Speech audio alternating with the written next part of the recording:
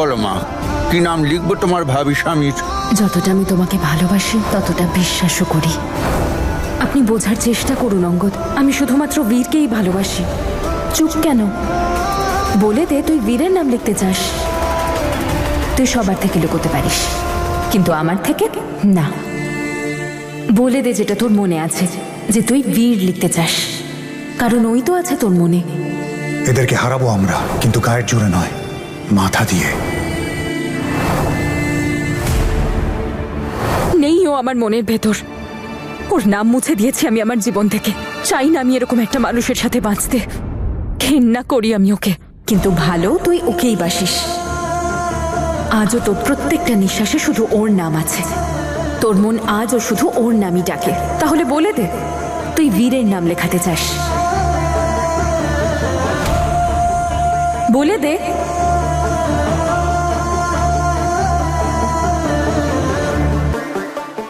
বলো মা, কি লিখবো?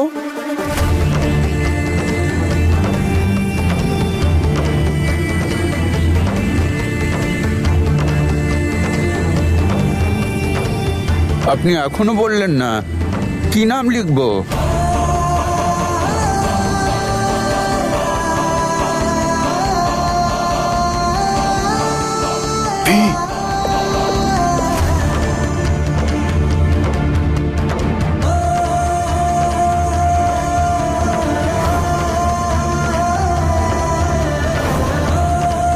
আমি জানতাম না যে তুমিও বাকিদের মতো, যে তার জন্য একটা বড়লোক প্রেমিক চাই।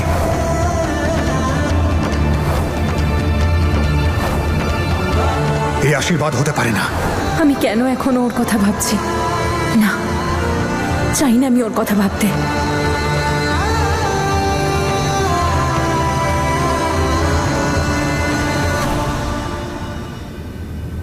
তনু, আমি জানি মা তুই নিজেকে শান্ত রাখার খুব চেষ্টা করছিস, কিন্তু তোর মধ্যে যে ঝড় চলছে আমি সেটাও বুঝতে পারছি। কিচ্ছু বুঝতে পারছি না মা।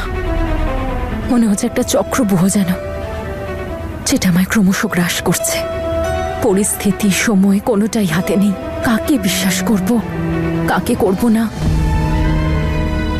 কিচ্ছু বুঝতে পারছি না। কিন্তু ভালোই, অঙ্গদের সাথে বিয়েটা হয়ে গেলে বিয়ের পর আমি এই কষ্ট থেকে মুক্তি পাই বা না পাই, কিন্তু কষ্ট দেওয়া প্রতিটি সম্পর্কের থেকে মুক্তি পেয়ে যাব। তখন হয়তো এতটা কষ্ট হবে না, এতটা কাঁদতে হবে না।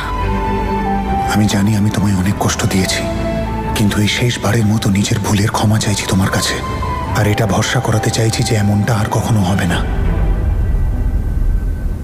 তুই খুশি তো মা?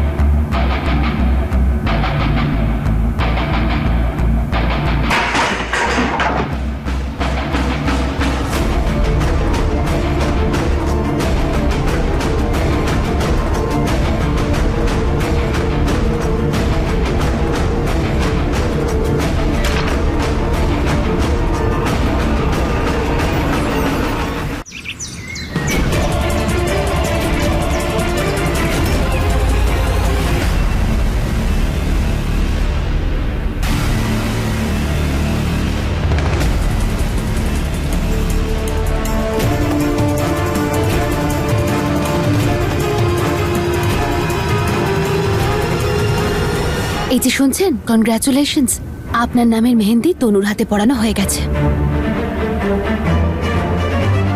তনু, মেহেন্দি তো খুব সুন্দর লাগিয়েছে, দেখিস খুব ভালো রং উঠবে, তাই না গো দিদি? হ্যাঁ, মেহেন্দি ওনার কাছ থেকেই পড়বো। যাও লেবু চিনি নিয়ে এসো তাড়াতাড়ি। আচ্ছা, আমি এক্ষুনি নিয়ে আসছি।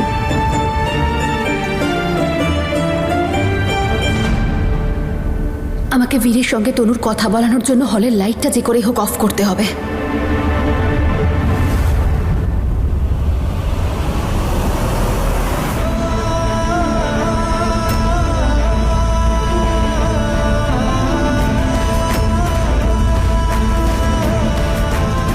বলে দে তুই বীরের নাম লিখতে চাস। না, এটা হতে পারে না।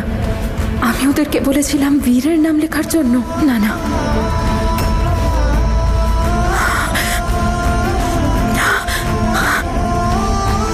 কোথায় যাচ্ছিস মা?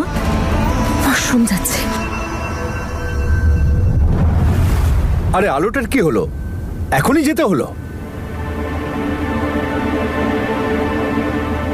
বীর, তনু নিজের রুমে গেছে। তোমার কাছে এই একটাই সুযোগ আছে তনুর সাথে কথা বলার। তাড়াতাড়ি যাও।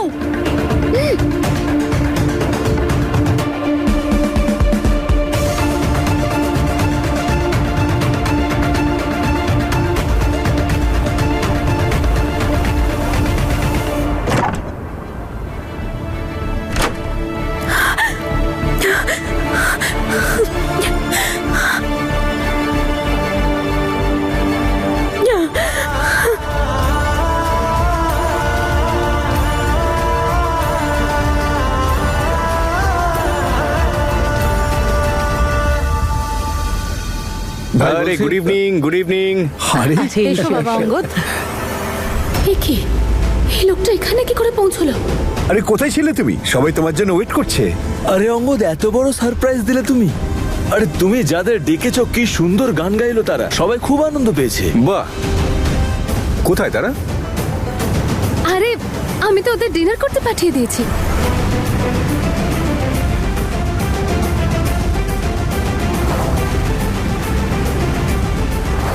ভালো করেছেন। এত সুন্দর অনুষ্ঠানে তনু ম্যাডামকে সারপ্রাইজ তো দিতামই, ধামাকা তো হবেই। তাহলে উনি কোথায়? ওই তো, আরে ওই তো। আমি এখানে। দাদা ভালো আছেন তো?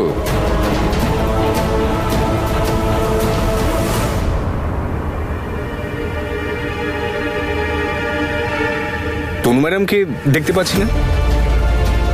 বাবা, ও এক্ষুনি নিজের ঘরে গেছে। যদি হবু শ্বশুর শাশুড়ির অনুমতি থাকে তো 2 মিনিট। হ্যাঁ হ্যাঁ হ্যাঁ আরে নিশ্চয়ই। অবশ্যই। যাও যাও। চাই না আমি এই নামটা আমার জীবনে। চাই না আমি আর।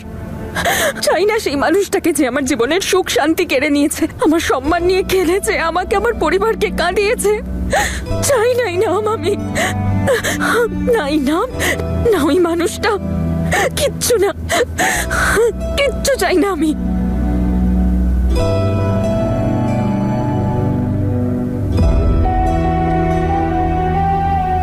আমাকে এভাবে একা ছেড়ে যেও না বীর। আমি জানতাম না যে তুমিও বাকিদের মতো, যে তার জন্য একটা বড়লোক প্রেমিক চাই। এখন আর কোনো সম্পর্ক নেই তোমার আর আমার মধ্যে। যাও এখান থেকে।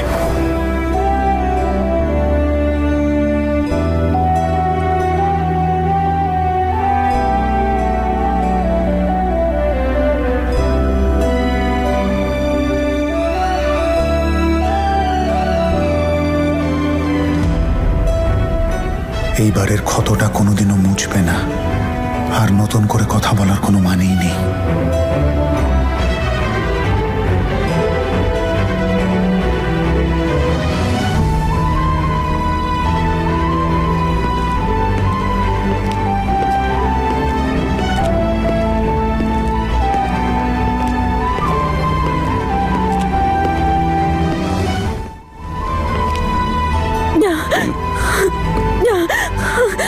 চাই নাই নাম, চাই নাই নাম, আমি চাই নাই নাম আমার জীবনে।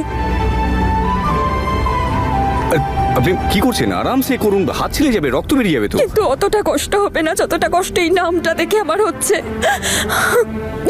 জানি না ওই মেহেন্দির লোকটা এই নামটা আচ্ছা কেন ছাড়ুন আমার ছাড়ুন হাতে। ছাড়ুন, আসুন আসুন শান্ত আপনি বসুন অঙ্গদ, বসুন প্লিজ। জানি না ওই মেহেন্দির লোকটা এই নামটা কেন, আমি জানি না। আরে কান্না সরি বন্ধ, অঙ্গদ, ওই আরে আগে কান্নাটা বন্ধ করুন। আর সরি বলার কোনো দরকার নেই, কোনো এক্সপ্লেনেশনের দরকার নেই তনু ম্যাডাম। আপনি কাঁদবেন না প্লিজ, মেহেন্দি তো উঠে যাবে। মেহেন্দি তো মুছে যাবে, কিন্তু ওই মানুষটার স্মৃতিকে কি করে মুছবো যে আমার মনের মধ্যে আছে?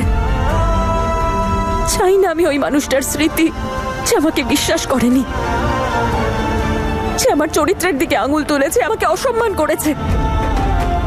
চাই না আমি এমন স্মৃতি হয়েছে, হয়েছে, তনু চোখের ম্যাডাম, জল তনু ছাড়া ম্যাডাম। কিচ্ছু দেয়নি।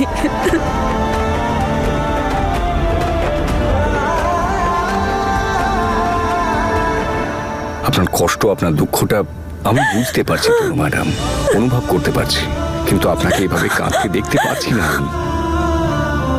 আপনি তো কথা দিয়েছিলেন যে আপনি সব সময় হাসবেন। দেখুন মুখটা কেমন হয়ে আছে, সমস্ত মেকআপটাই খারাপ করে দিলেন। কেউ যদি দেখে স্পষ্ট বুঝে যাবে যে আপনি কাঁদছিলেন, আর বিশেষ করে আঙ্কেল। না অঙ্গদ, বাবা আমার চোখের জল একদম দেখবে না, শুধু আমার স্মাইল দেখবে। ইয়েস, আর এই স্মাইলটার একটা সলিউশন আছে আমার কাছে। আপনার মেকআপ ওকে, আপনার এই লিপস্টিকটা একটু নিচ্ছি। হ্যাঁ,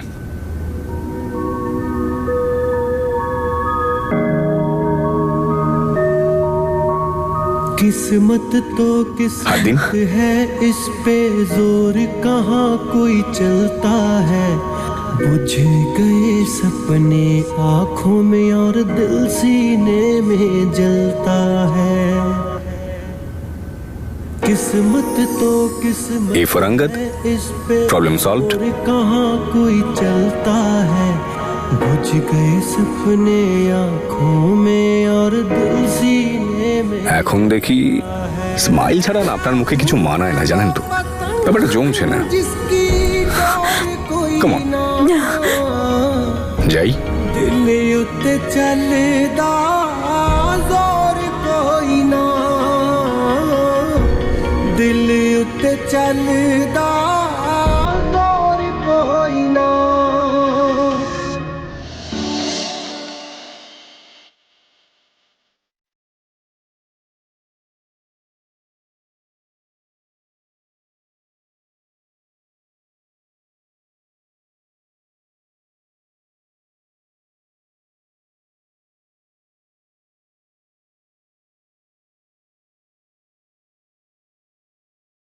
काली काली खाली रातों से होने लगी।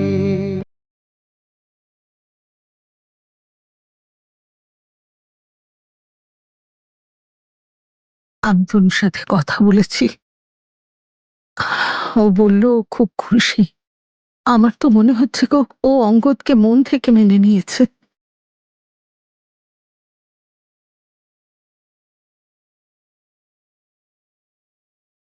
তনু সুখে আছে, সবাই খুব খুশি। আমি কেন এই খুশিতে নাক গলাবো?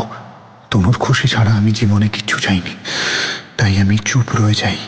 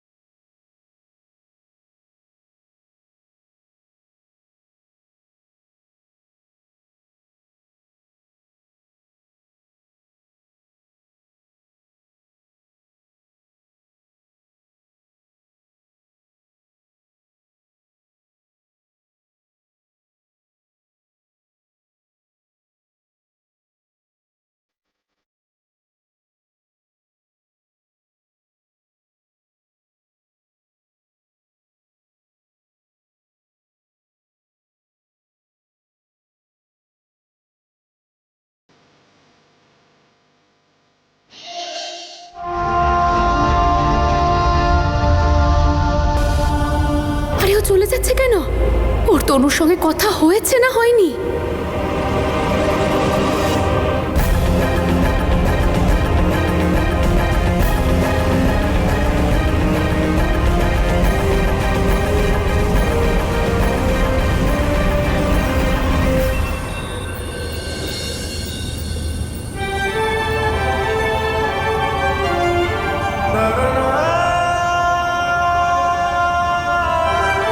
চাই নাই নাম আমি, নাই না, না ওই মানুষটা। চাই না আমি সেই মানুষটার কোনো স্মৃতি। সে আমাকে বিশ্বাস করেনি। আমার তো মনে হচ্ছে গো, ও অঙ্গদকে মন থেকে মেনে নিয়েছে।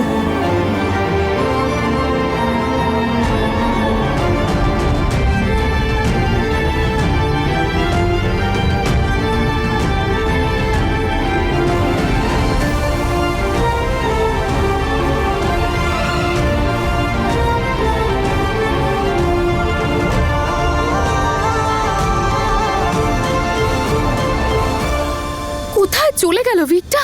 আর এখন ফোনটাও তুলছে না।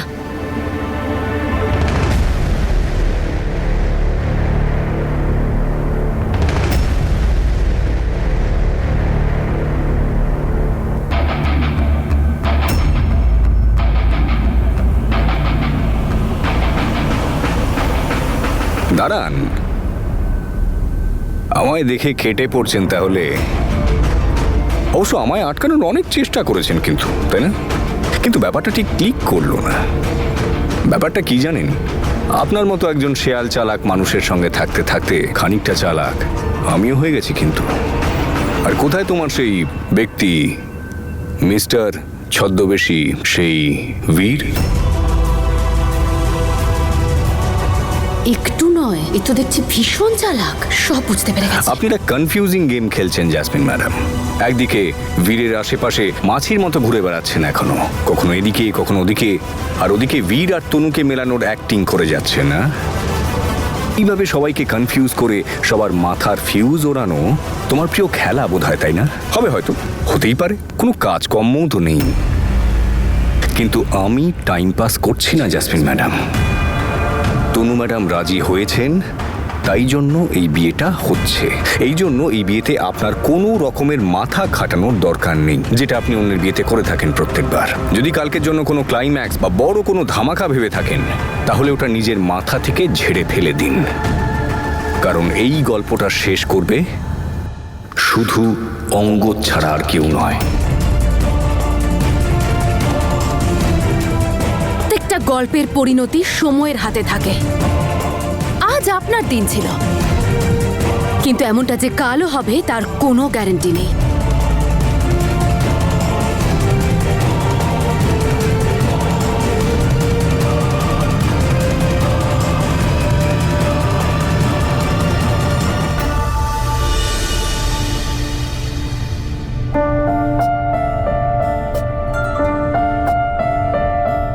তুই ঠিক করে ভেবে নিয়েছিস তো বাবা? হ্যাঁ মা, আমি ভেবে নিয়েছি আমি তনুর জীবন থেকে চলে যাব, ওকে আর হার্ট করব না। হ্যাঁ, এটা ঠিক যে আমি তনুর সাথে একবার দেখা করতে চেয়েছিলাম, কিন্তু করে আর কি হবে? ওর চোখে যে জলটা আমি দেখেছি, সেটা শুধু আমার জন্য, এবং তাতে সব বেসে গেছে। আমার ভালোবাসা, আমার স্মৃতি, আমার কথা, সব। তনুর মনে হয় যে আমরা দুজনে একসাথে থাকলে কেউ সুখে থাকবে না, না ও না ওর পরিবার। তাহলে আমি কেন মাঝখানে আসবো? হয়তো এটাই আমার একসেপ্ট করে নেওয়া উচিত, যে আমরা একে অপরের জন্য তৈরি হইনি। সব মারাই এটা চায় জানিস, যে সন্তানরা যেটা চায় তা যেন তারা পায়। কিন্তু এখন বোধহয় এটাই ঠিক যে তুই তনুকে ভুলে যা।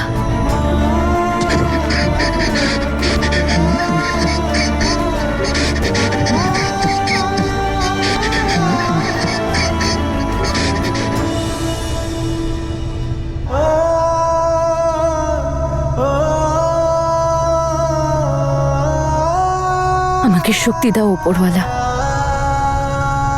আমি যাতে আমার অতীতের সবকিছু ভুলে আমার জীবনে এগোতে পারি, নিজের লাইফটাকে নতুন ভাবে শুরু করতে পারি। আমাকে একটা ইশারা করো উপরওয়ালা, যাতে আমার এটা বিশ্বাস হয়ে যায় যে আমি যেটা করছি ঠিক করছি। প্লিজ।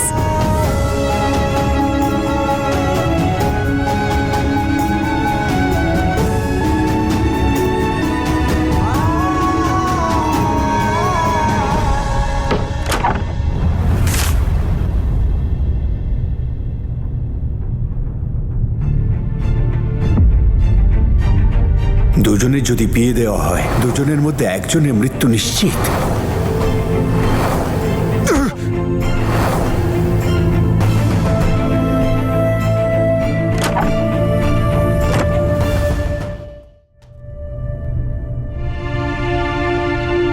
কি হয়েছে গো?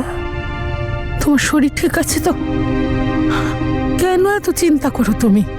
ওই পণ্ডিত মশাইয়ের কথাগুলো আবার মনে পড়ে গেল গো। এখনো কোনো না কোনো বাধা এসেই পড়ছে।